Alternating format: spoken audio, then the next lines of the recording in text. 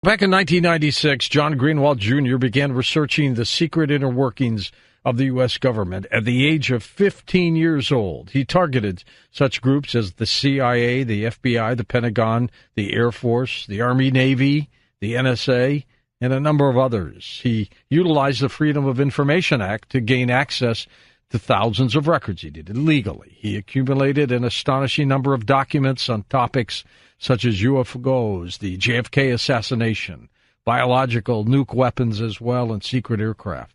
Time elapsed, and John's online archive became known worldwide as the Black Vault.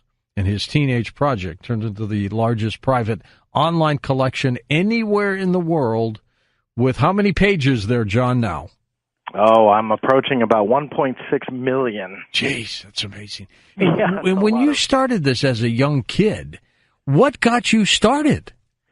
You know, I wish I had a great, interesting answer for you. I was just curious. You know, I mean, I was just kind of bitten by the bug of what really is out there. And to answer that question, I thought, well, what better place to look than the government? I mean, they're not going to lie to me, right? And it was like the stupidest mistake I ever made in my life, but it ended up being the best decision I ever made, and that was to believe that the government would give me answers. And, you know, even though you don't have that smoking gun, there's a lot of evidence there that I've amassed now over 20 years that really kind of leads you into one direction, and that is they are lying. There is a cover-up, and you really don't have many explanations to what this UFO phenomena is, except one that definitely leans towards a paranormal type explanation. We just had a theoretical physicist on. We talked for a couple hours about things in the cosmos. Does not believe in afterlife, does not believe in God, and was not jumping up and down about the possibility of life elsewhere out there, though he says it is a probability.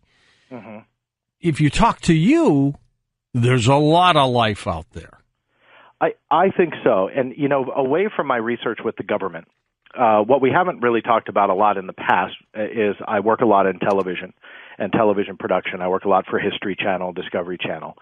And I've been very lucky in my career where I've worked with some of the top names that are much, much, much smarter than I could ever dream to be, like Dr. Michio Kaku and Dr. Jeffrey Marcy and you know, Dr. Seth Shostak at SETI Institute and so on.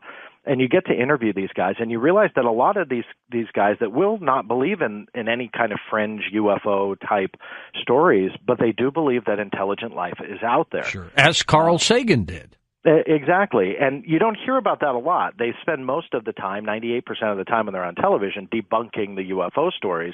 But when you kind of get away from that and talk to them about intelligent life, a lot of them believe that it is out there. Now the big question is, can it or has it been here? Mm-hmm. A lot of them say, no, there's no evidence. But I feel like deep down that they're open to it. I think we, as in UFO investigators, now I'm talking about myself, we have to do a little bit of a better job of bringing the real evidence to the forefront, letting them see that, and hopefully maybe they'll take the leap one day. Who knows? But they do offer an amazing side of this whole debate, and that is that intelligent life is out there. You know, I think mathematically, scientifically, logically, however you want to look at it, it's there. The universe is just too vast to be alone. So we all know that. So getting beyond that now, have they been here? And I think that that's kind of where we're stuck on, do we have the evidence to prove it yet? Based on what you've seen in the Black Vault, what do you feel? You know, I feel here's where I think the cover-up is I don't think that there's a collusion between intelligent life and the U.S. government, and they know they're there and they're, you know, doing some kind of top-secret project. I think the cover-up is the United States government just doesn't know. And I think that the government needs to give that aura of we know everything and we are all powerful and we are number one in the world. And I think when it comes down to it, they just don't know what is out there. They can't explain these UFOs. They've tried in the past, you know, whether it be Roswell or through Project Blue Book or, you know, these different various mass sightings that have occurred, like the Phoenix Lights. And when you dissect each and every one of those cases and you look at how the government responds to it, it's laughable because their explanation doesn't make sense. And I think that that's the case because they're afraid to admit that they just don't know. They're afraid to say, well, what happened in 97 over Phoenix, Arizona, is a bona fide UFO, that, yeah, it could be extraterrestrial. Imagine if the U.S. government said that. That's not necessarily disclosure, but that in itself is a threat to national security, because all of a sudden now 98% of the population that takes a lot of comfort in, hey, my government's going to protect me, and hey, there's nothing that's a threat to me. All of a sudden, there are things in the sky that can fly where they want, when they want, and the United States military and government doesn't know who or what they are, and they can't stop it. That's a big threat, and I think that really, in my personal opinion, looking at these thousands of pages, that's kind of what I've come up with. I think you've got motive and opportunity to cover this up, and that's why they would do it. And I've tried to explain it with common sense and logical ways to look at it, meaning, what skeptical way, not aliens, not extraterrestrial, nothing paranormal, how can I explain this? And when you look at a lot of the government documents that have come out, yeah, some of them are explainable, but a lot of them aren't. And I think that kind of leads me to keep pushing for answers, because we can't understand it yet. The government hasn't given us a viable explanation for what possibly could be out there. And yes, they've explained some, but there's a lot of unanswered questions there. And all you got to use is their own evidence that they will freely give you to prove that. And I think that that's what a lot of people don't understand is this is not the leaked information that we hear about on the internet. I started doing this before the internet really got big. I mean, it's scary to say, and I just aged myself. But I started, for the computer geeks out there, I started programming websites on America Online 1.0, for DOS. And some people might scratch their heads like, what's this guy talking about? But the geeks out there will realize, wow, that's a long time ago. And so I was going after these documents, from the government before it really got popular to put some of this stuff online. And then, of course, the rest was kind of history, where this archive grew and grew. So this is, again, evidence that they will give you. You don't have to take my word for it. Anybody can get a hold of it. When you were going through your files, what was there that was so compelling that you saw this, and were they blacked out? Were a lot of things blacked out? Well, yes and no. What was so compelling to me in the beginning was the very first document I ever read about was, it wasn't my discovery, but I had read about it in books and even online. There were a couple websites even in 1995, 1996 that had it, which was infamously known as the 1976 Iran incident. And this is something that, again, happened in 1976, that here we are well into the 21st century. We still can't explain it. There's no explanation for it.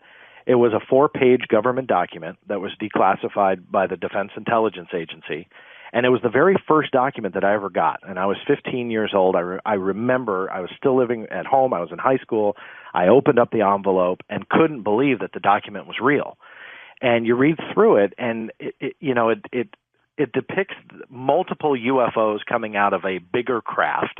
In the sci-fi realm, you would call that a mothership. They were strategically shutting down F-4 Phantom military jets, strategically. So whatever this was, it was definitely a threat, and it was able to, shut down these F-4 Phantom jets and affect the control systems from quite a few miles away. So this was technology that just should not have existed at that time, and here it was in black and white in a government document. The most fascinating part, away from the story itself, was that you and I could read it. Right. And it wasn't blacked out. And it was there. And it was there. And that, to me, was the most amazing aspect to that document. Yes, the story was amazing. And yes, when you read all 4 pages, it's not long, but when you read all 4 pages, yeah, it makes you really, really wonder, okay, what was this? But you could read it and nothing was blacked out. And as you then continue kind of the journey through all the government agencies and not only the Defense Intelligence Agency, but the NSA and the FBI and, you name the acronym, I've kind of gone after records about it. When you look at those records, you realize a lot of them are still considered top secret, and a lot of them are blacked out from top to bottom, and you can't read them. So what I do is, love to kind of do this in lectures as well, is you hold up both and you go, okay, you read this 4-page document, that's pretty darn amazing, but you can read it. What do you think is underneath all this black? Because if that document that you can read is that fascinating, you know that classified material is something that'll probably blow our minds. Sadly, we can't read it yet. Hopefully one day, but that's what keeps me going, and it's that curiosity to kind of lift that blacked out information, lift that black away and see what's underneath it. That's what kind of drives me to do this. The fact that some of this information would be right under our noses, John, what does that tell you? It's hide it in plain sight. If it's there for us to access. But I think a lot of people, number one, don't know how to do it. It's not a hard process. There's nothing special about it. You just have to have a heck of a lot of patience, meaning to use the Freedom of Information Act to file a request. So a lot of people don't even know what that is. You walk the streets and you ask. I bet 8 or 9 out of 10 people are going to say, "Well, I don't really know what that is or how to do it."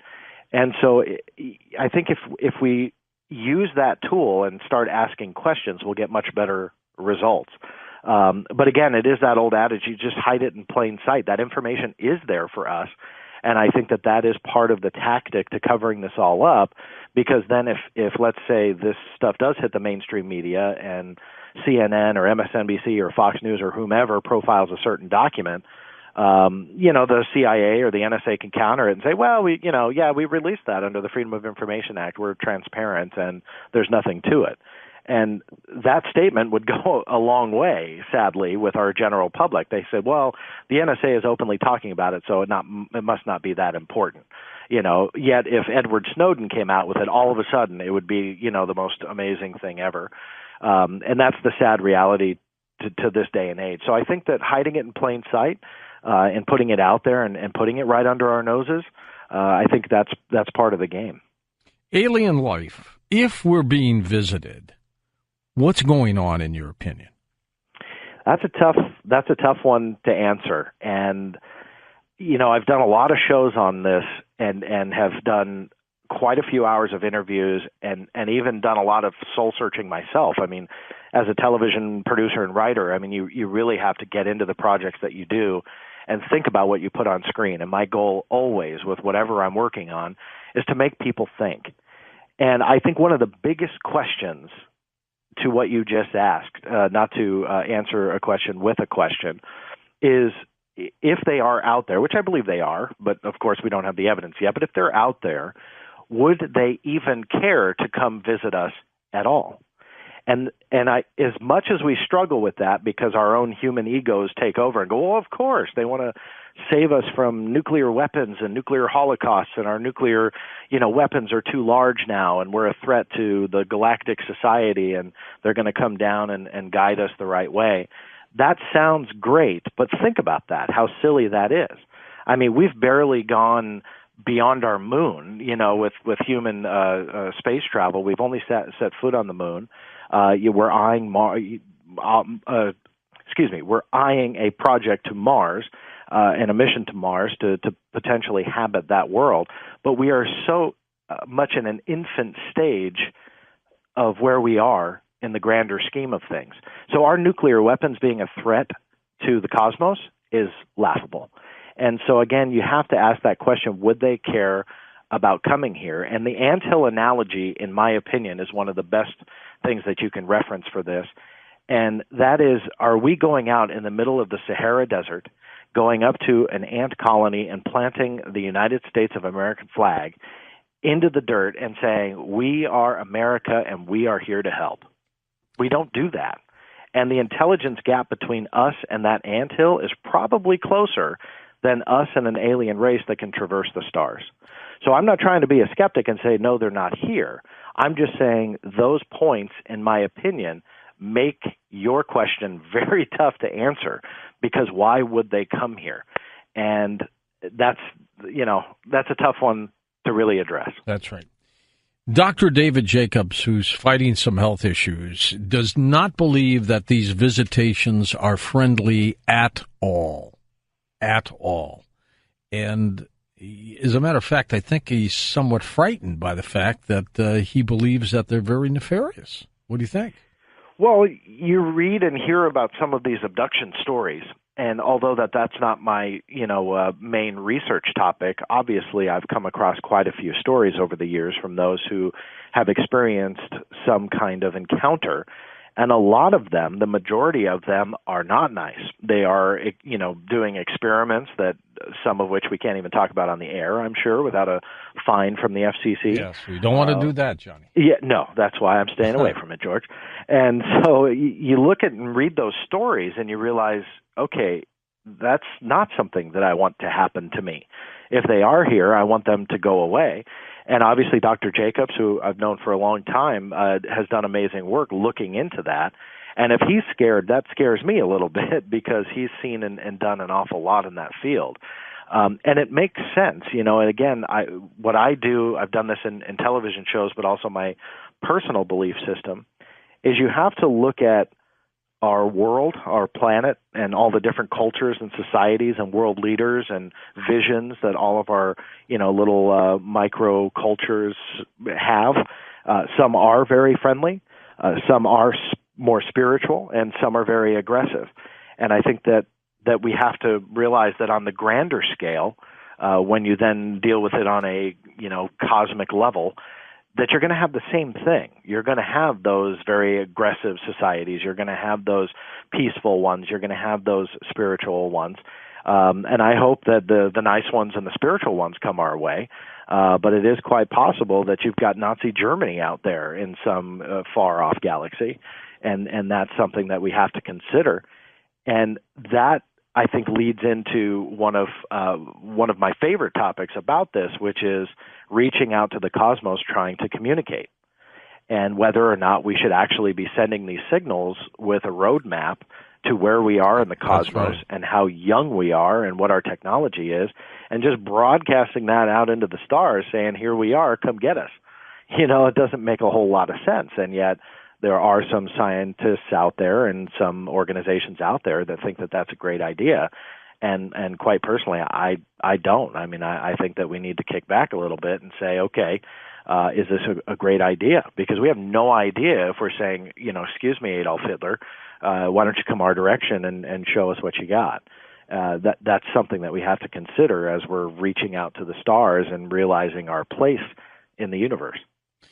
And our dear friends believe that there is something else going on out there that could be much bigger than we can even imagine. What if they're abducting people and taking them back to their planets to eat or something like that? Well, as silly and sci-fi as that sounds, it's a possibility. It's a possibility. It is. I mean, at that point, if there's intelligent life out there, and we don't know what the intention is, anything is fair game. They can be coming to colonize us. They can be coming to save us. They could be coming to destroy us. They could be coming to eat us, whatever it might be. I think that's probably low on the list of their motives, but, hey, it's a possibility. I mean, there is so much that I think that as a society we just don't understand yet. It's scary. All right, John, hold on. We're going to come back in a moment, talk more. Then in our final hour, we just open up the phone lines with you. John, a lot of people thought had Hillary Clinton been elected president, she would have blown the lid off UFO disclosure. I'm not sure that was going to happen. What do you think? No, I'm with you there. I think that with every new presidential administration, there's always the hope that they're going to do that. The Clintons have been notorious for addressing the UFO issue, I think most famously on the Jimmy Kimmel show. And they joke about it, Yeah, well, that's the thing. But what happens with those jokes when you just take the words and you don't get the context or the inflection in the voice, and it gets published in media, it reads a lot better than it sounds. And sadly, I think that we've fallen victim to that, where we read something that they said about UFOs but don't necessarily understand that it was more said jokingly. But let's just say that she was serious and really did want to address the issue. I think a lot of politicians have had that opportunity to, quote unquote, come clean about the UFO phenomena. And none of them have, even going back to Jimmy Carter and him seeing a UFO and promising once he got into office that he would release all the UFO information. And, what happened? Absolutely nothing. Ronald Reagan had a huge interest in the UFO phenomena and even had their own astrologer at the White House. There was a lot of hope that maybe he would come out with something, and we all know that didn't happen. So as you kind of go through administration to administration, you get these glimmers of hope, but sadly, nothing ever pans out. And again, I think that just kind of leads back to, I wouldn't say I'm a firm believer in this theory, but there is a theory that they just don't know, that maybe there isn't anything to disclose other than, hey, we're clueless. And that, again, is potentially a threat. And so once they get in and realize, this is an issue because we can't solve this riddle yet, they let it go, and they let they break those promises. They let all those statements go and just kind of fall to the wayside, and nothing ever comes to fruition. I think as history has taught us, we have to consider that a possibility, that the United States government is not in that collusion that we think that they are, or in the know that we think that they are. It's possible that they just don't know. I think most presidents don't know. Well, they're too much in the spotlight. And that I think is something that you can definitely bank on, and history teaches us this, that the President of the United States is too much in the limelight. They should not know some of this stuff. And I think that if that really is the case, which I believe that it is, I believe that the UFO phenomena and that being tied to an extraterrestrial existence, assuming that's all true, that would definitely not be something that's on the top of the president's agenda. I don't think that they would be in the know. And I think the reason is there's too many cameras around them. There's too many people asking questions. A lot of those things that have happened in secrecy, and let's get away from UFOs and aliens for a moment, a lot of those things that have happened in the background, the president is not calling the shots. He's not the one that's really authorizing the blueprints of our most heavily guarded, top secret stealth technology pieces of equipment. That's not what he's doing. And in most cases, he doesn't even know.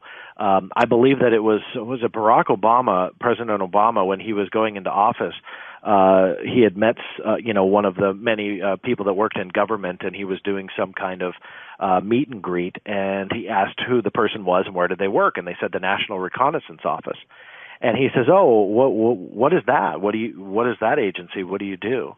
And he did. And my whole point is that an incoming president of the United States had no idea what a fairly well-known government agency does. Now, granted, not everybody who walks on the street knows that the National Reconnaissance Office is that agency that's essentially in charge of all of our spy satellites and so on. But an incoming president of the United States, a former senator, he should know that. So I think that there's a lot of facts and figures and statistics that presidents don't even know, and the UFO phenomena is probably one of those things that whoever is calling the shots on this conspiracy and cover-up probably doesn't want the government, the heads of government, to know, at least not those in the spotlight. Well, that's true, too. So, John, let's talk about the alien visitations in the ancient days. Mm-hmm. A lot of the ancient texts and scripts talk about, make reference to, even the Bible, if you interpret it that way, that we've been visited. Mm-hmm.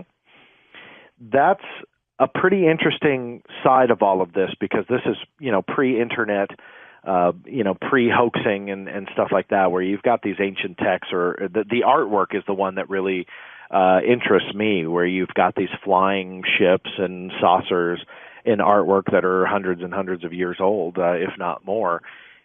What is that? And I don't have an answer to that one, and there's really kind of no logical explanation other than, maybe these guys and gals were seeing into the future, in the sense that they believed one day science would allow us to fly in the sky, but some of these things are so old that just doesn't make sense. So, I think that those pieces of evidence prove that this phenomena is nothing new, that it didn't start with Roswell or anything like that in the late 1940s, that this is something that goes back hundreds and arguably thousands of years, even like you mentioned into biblical times, where verses in the Bible talk about flying scrolls, and which essentially today would be a cigar-shaped UFO. That's true. And okay, you can kind of argue, well, was this something that was lost in translation from one language to another of the Bible?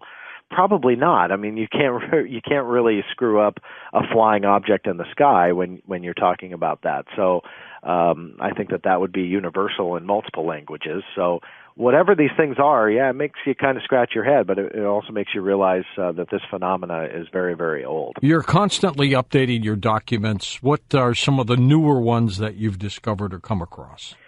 Yeah, there's been a couple, to my surprise. I mean, as soon as I think that I've kind of tapped out the government, meaning I've gone to every agency and I've gotten everything, sometimes gems kind of arrive. And in the last 6 months or so, I received a couple different documents from some agencies, one of which was the United States Forest Service. And I wasn't really sure when I filed the FOIA request to the U.S. Forest Service what I would come up with. And to my surprise, when I requested UFO documentation, I got about 20 pages of responsive material, which, again, doesn't sound like a whole lot. But what was interesting about it was there was a bunch of UFO photographs, full color, that they released to me, which is pretty rare. I mean, when you talk about U.S. government documents, if you're lucky enough to get a photograph, you're getting like 30th generation photocopies, where it's so impossible to even see what the photograph originally was. It's kind of a waste of the tree to, cut the thing down and print these things. But these were full-colored, digital photographs that they released to me of a UFO. What's kind of unclear is whether or not the source was a United States Forest Service personnel, or whether or not it was submitted to the Forest Service. The name is blacked out, so you kind of can't see it. I'm leaning towards it was probably a visitor to the park. And, you can go to the blackvault.com and use the search engine, just search Forest Service UFO, and you'll come up with the declassified pictures and documents. But it was interesting. I mean, you see this UFO clearly in the background of somebody taking a photograph of, another person just sitting on a rock. And when they got their pictures back and started looking at them, they realized they had captured a UFO in the background. And in this batch of declassified documents, you actually see the letter written by, again, an unidentified person. We're not sure who it is because they black out that name. But they essentially said, we didn't see this object in the sky. We took the photographs. There it was. We've considered the possibility that it was a drone. This was in 2015 when the photograph was taken, so not too long ago. And they said that they couldn't find any drones that looked like it, and felt that it was a UFO, and they needed to submit it to the Forest Service because it was taken in one of the national forests. So that was a very kind of interesting find because, again, you usually don't get those full-color digital photographs. Still there, John? Well, let's see if he's there. Sounds like he just got clipped right off. John, you still there? Yeah, I'm still here. There you go. We found you. Yeah, I'm not sure where I lost you. I was talking away. Yep, but you were talking about the Forestry Service. And then, poof. So I'm not sure if I got cut off there, but essentially the documents with these UFO photographs, you can use the search engine on the blackvault.com and search for Forest Service UFO and come up with them. What's also interesting in the batch of documents is there's some historical information that the Forest Service gave out. But there was also information about a fire that happened in 2012. And I was wondering why this information about a fire came up in a request about UFOs. And what was very interesting was that this particular case actually tied back into what they called space junk that witnesses saw flaming through the atmosphere, crash landing in a mountain range in Virginia, and then essentially starting this fire. And it came up because there was talk about it being a UFO that could have crashed UFO have started this fire. And I got those documents declassified as well. So it was a very interesting batch of records that were a little bit of a surprise for me. Well, John, there's no question. There's something going on worldwide, and we've got to get to the bottom of it. Is the government secretly devoting resources to try to find out what's going on? Well, that's a tough one to answer. They say no.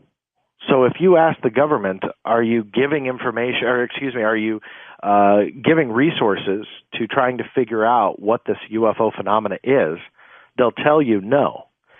And they claim that they've already tried that from 1947 to 1969 through Project Sign, Project Grudge, and Project Blue Book. And they investigated over 12,000 sightings, and only 701 remained unidentified. So they essentially just kind of say, no, we're not going to waste any more money. But the documentation reveals a different story. They are collecting UFO reports.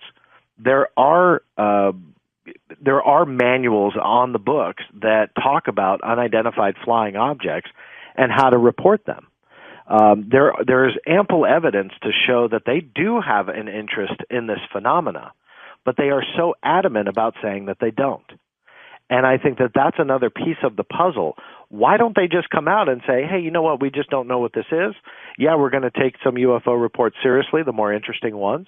We'll look into them, but we're not sure. That would probably put this whole conspiracy to rest. You know, there's kind of not much you can do with that. They're interested. They don't think there's much to it, but they're not going to shoo you away if you decide to report a UFO. But instead, they do the complete opposite. They don't want you to believe that there's an interest in it. They will openly, and I've tried not to use the word lie, and in fact, my parents are listening, and I'm 36 now, and they'll probably still cringe that I'm saying, you know, publicly that the government is lying. By the way, hi, Mom and Dad.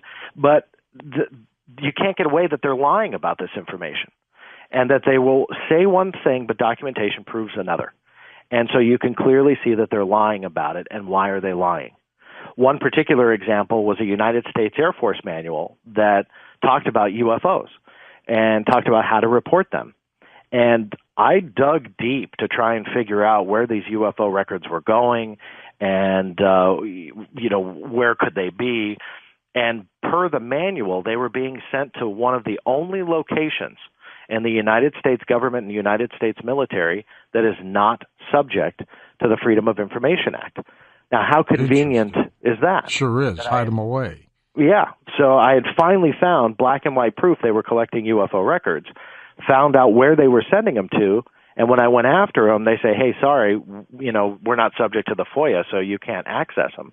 But they did, and I love this statement. They say, in good faith, we did a search for records for you anyway. We wanted to, you know, try and be, again, transparent. So they do that little show of good faith. But they claim that they found no records. And about a year went by, and I went through the Canadian government. The reason why the NORAD installation, which is where they collect UFO records through this manual, it's under control of both the United States and Canada. So they claim that since it's what they call a binational command, U.S. law does not apply to them. And so I just thought, well, that's it. That's the end of the line. But I didn't realize, why don't I just figure out a way to do this through the Canadian government? And I literally picked up the phone and called them and asked them, hey, this is what I'm looking for. They were called service reports. And I explained what the acronym was. And before I even got the acronym out of my mouth, a gentleman at the Department of National Defense, which is Canada's equivalent to the U.S. Department of Defense, he says, oh, yeah, I have them right here. And within arm's reach, he had a stack of about 100 pages of UFO material that he was able to just grab while he was on the phone with me.